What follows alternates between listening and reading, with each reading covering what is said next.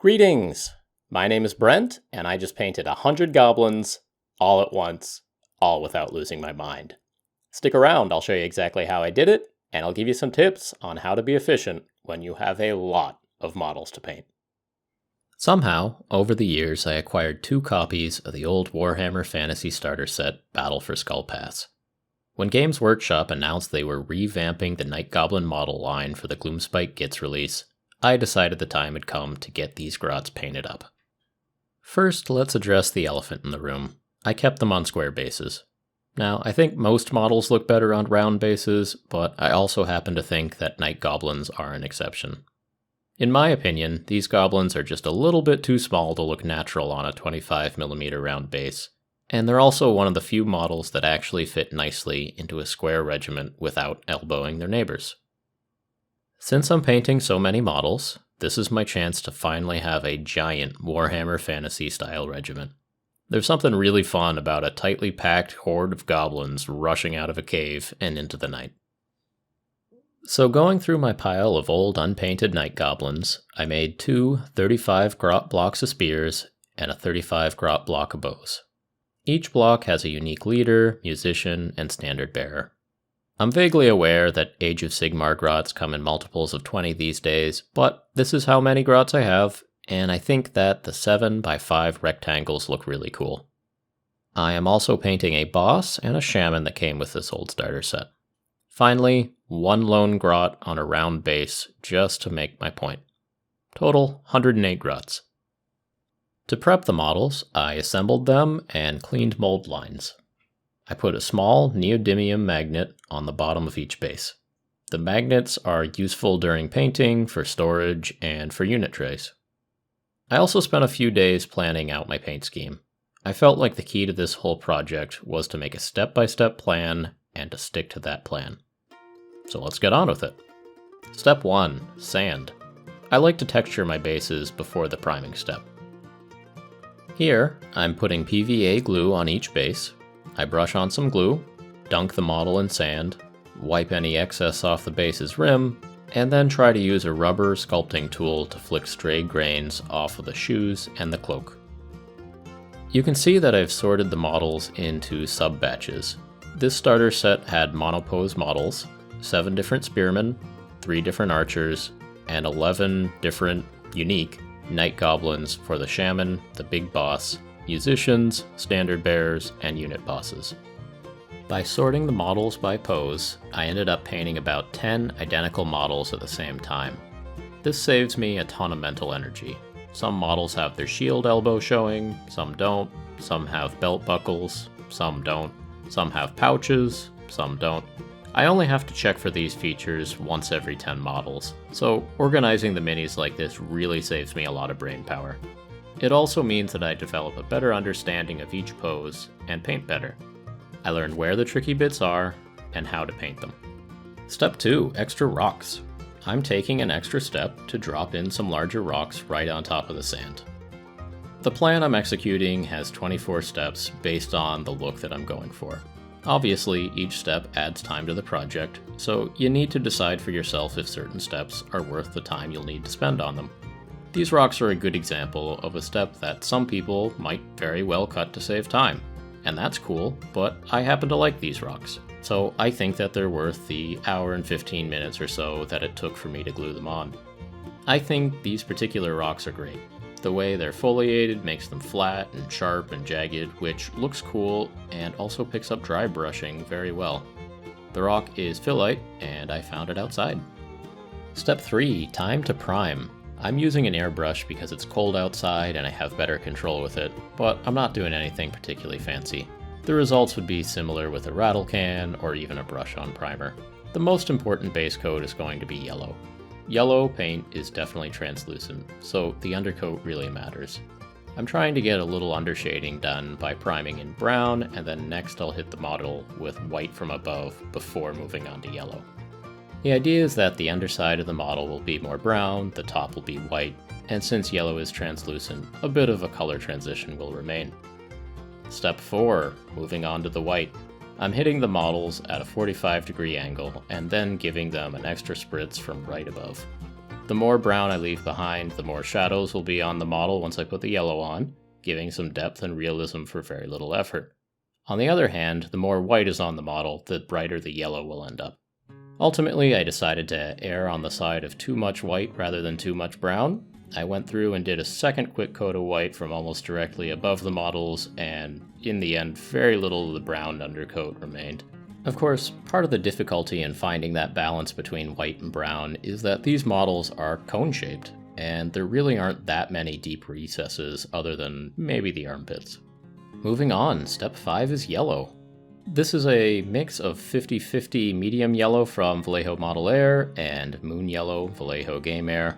Essentially, I was worried that I would run out of yellow if I relied on a single bottle, so I mixed up both the bottles that I had on hand, and ended up being just fine and not running out. So I went through and put 2 thin coats of this yellow on every model and ended up with a nice, bright base coat. By the time I was done with the 2 coats of yellow, a total of 7 hours and 15 minutes had elapsed. That's for texturing the base, priming, and getting a nice, smooth base coat of the model's primary color. 7 hours sounds like a lot, but that's actually only 4 minutes per model, which isn't too bad. Now it's time to get on with brush painting. Next up is to undercoat the bases and the metal bits with black primer. I'm using black Stynylrez here. I'm especially trying not to hit any areas that will be yellow or green eventually. And it takes a while. This step is entirely limited by my speed with the brush, which isn't particularly speedy. I talked earlier about the number of steps in the assembly line impacting the time the project takes, but of course your individual painting speed also plays a huge role. I consider myself to be a somewhat slow painter. I'm cautious and tend to move slowly rather than risk an error. Being cautious is reasonable, since there is so much yellow on the model, but still, my focus on a perfect base coat definitely slows me down. I also tend to get in the zone, very relaxed, very zen when I'm pushing paint around. There's nothing at all wrong with this, painting should be relaxing, but I do find that each of these brushing steps takes longer than I estimate that it should. For example, this black undercoat step took a total of 4 hours. Step 7 is skin. I'm really happy with how this step went. I was able to achieve the final skin tone with a single wash of black-green ink over the yellow undercoat. In general, a wash over a bright color can be a great way to get color, highlights, and shadows all in a single step. Some steps in my assembly line are more efficient than others, and this is definitely a step I'm proud of. I personally like the look of a goblin skin tone that highlights up close to yellow, and this transition from dark green in the recesses to almost yellow at the peaks is fantastic in my book. In the planning phase, I experimented with several different green washes, and I found that the Vallejo black-green ink was perfect for what I wanted to do here. Getting the skin done was really motivating because it gave the models their first hints of character. They look a teeny bit like goblins now, and from here on out they get better and better with each step. Step 8 is gunmetal. Mostly this is for the tips of the spears. The spear tips are convenient for dry brushing because they are well above most of the model, and I don't need to be too careful. Step 9, silver. Dry brushing the moons on the shields, and just a bit on the spears for a bit of a highlight. Step 10 is a gray dry brush on the base. This step took a little bit longer than anticipated because I was really concentrating on making the effect consistent across each base and also really trying hard not to hit the yellow cloak. Step 11 is a final dry brushing of white on the bases. In retrospect, a light gray would have been more time efficient. I spent a lot of focus and concentration on not overdoing it with white. A few heavy strokes of white really changes the look of the bases and risks the consistency that I was going for. A light gray would have been more forgiving in that regard. Anyway, I was able to get a nice look, it just took a surprisingly large amount of concentration. Step 12 is mouth color. For this, I used ink, 4 parts red and 1 part violet ink. This step went pretty quickly, just a drop of ink into each open mouth pretty much did the trick. Step 13, brown. Okay, this was by far the longest step at 8 hours total. I used brown on the bows, arrows, spear hafts, shoes, and pouches. I purposely did brown after many of the other colors because these regions served as a fire break when I was doing other colors. Some of the spears intersect with green hands, yellow cloaks, metal spearheads, and the base. For all of those previous colors, I didn't have to worry about getting a little stray paint onto the spear. But now that I'm painting the spear, I need to be very careful at every one of those intersections. The Vallejo Bestial Brown I'm using also didn't give perfect coverage in a single coat. I actually had each model in my hand long enough to give a partial second coat as the paint was drying and I could see where the thin areas were. In some ways, this is the most interesting time-lapse that I took because it spans 8 hours. I was somehow able to do this in a single sitting. Batch painting is efficient, but it has its dull points. For me, this time-lapse shot was actually great inspiration to keep going. I pressed the button on the camera, and I told myself that I couldn't turn the camera off or eat dinner until it was done. Find your inspiration to get through the dull points wherever you can. Because the brown represents a lot of the unfinished colors, this was another step, like the skin tone, that really took the models a big leap forwards. Step 14 is fur brown. I used fur brown on the rope belts and the arrow quivers. This step didn't take as long as the previous brown, but it still took a while. Another way that I keep myself painting through the slow steps is to watch TV or listen to audiobooks, podcasts, etc. I know some people are unable to paint and watch TV at the same time. That's understandable. For me, I've found it depends on the show. Nothing with subtitles, nothing too visually engaging, but some nice reruns of Star Trek, Stargate, or a sitcom really hit the spot and make the time spent painting nice and pleasant.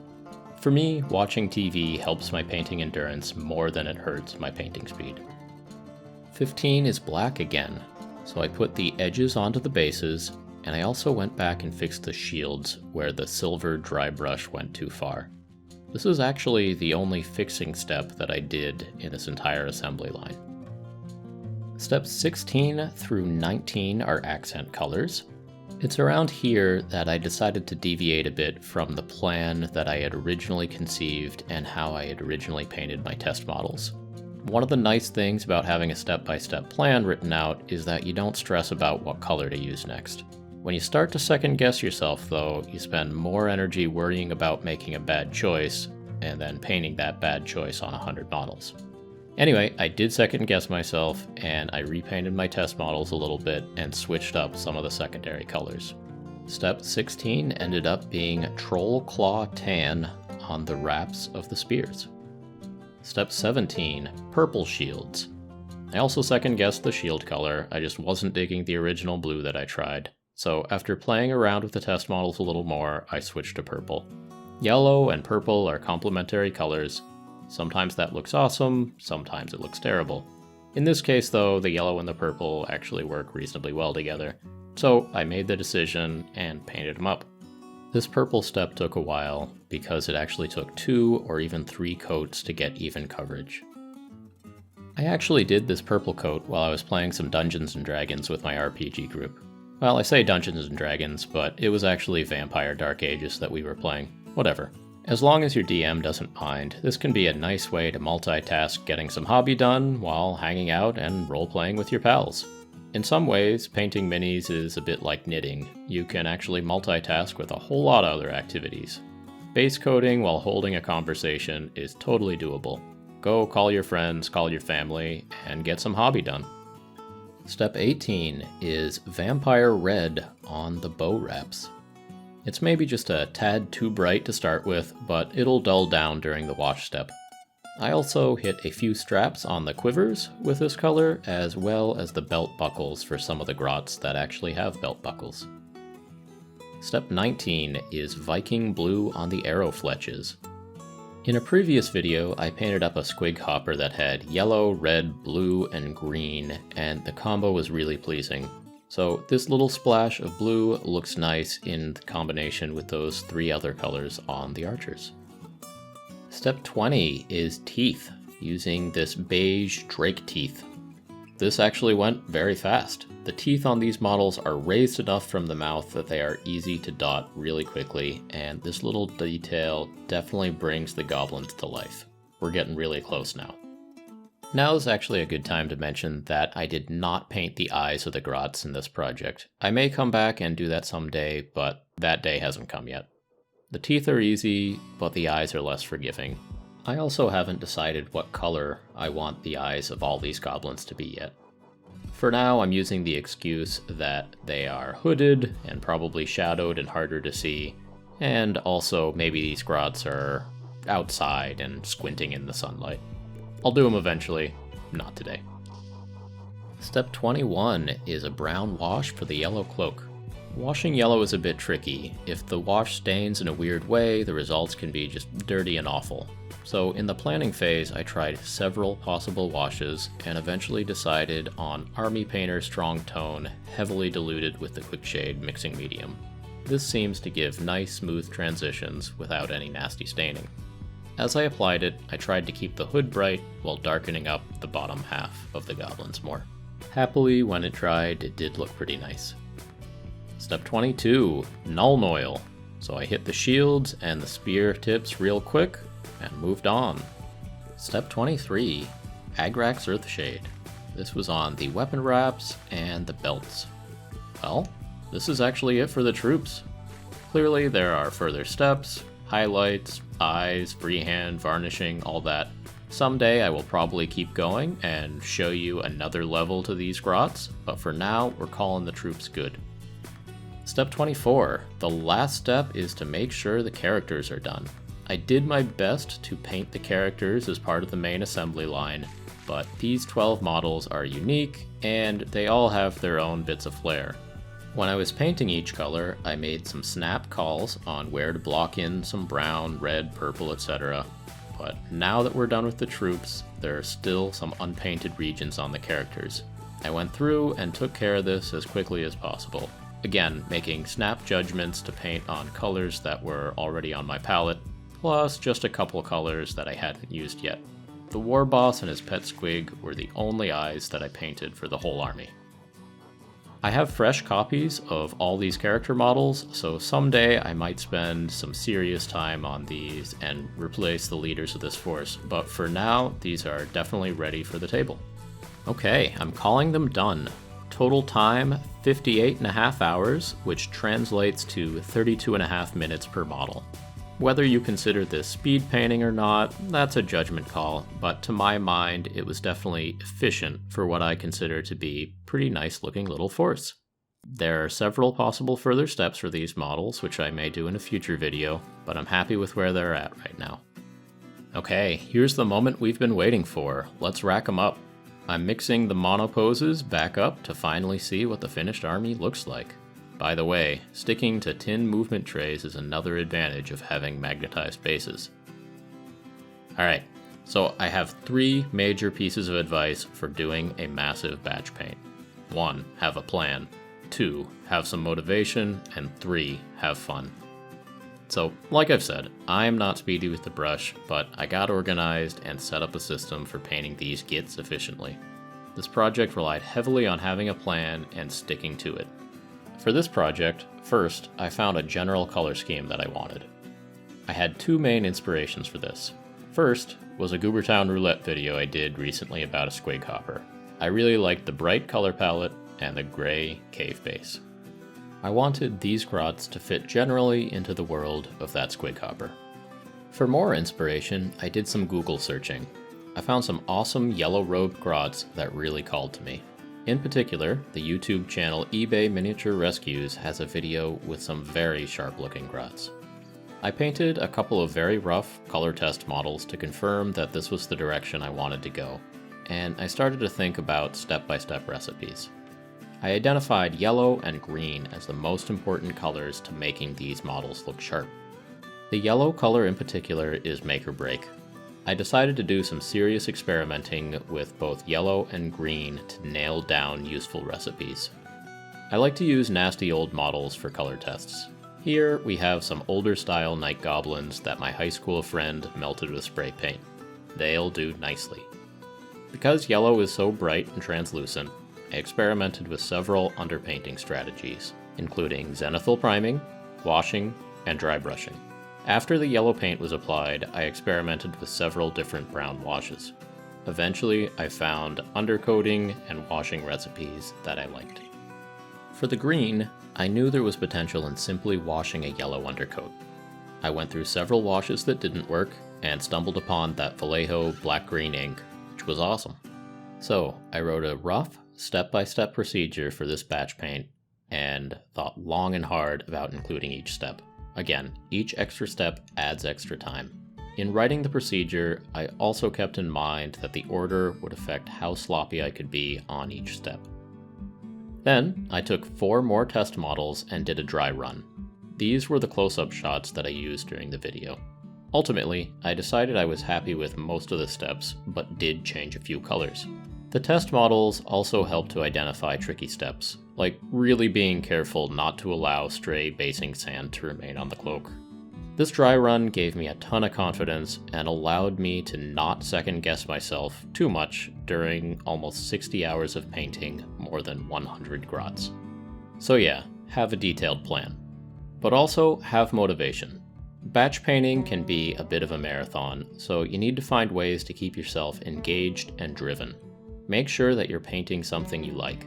Part of this loops back to planning. If you found or developed a really awesome paint scheme, you're gonna be driven to see what all those awesome models look like when they're painted up and standing together. This definitely motivated me. I knew I liked my 4 test models, so I was excited to see how cool the whole army would look. When I was painting, I had a physical copy of my step-by-step plan next to me. Don't underestimate how rewarding and motivating it is to cross a step off on a list and move on to the next one. Other sources of motivation are more external. Maybe plan to post your progress online and share your hobby with others, or maybe have a game scheduled that you want to have these models ready for. In my case, I was really excited to make this video. I'd never painted this many models at once, and I was really curious to see how long it would take.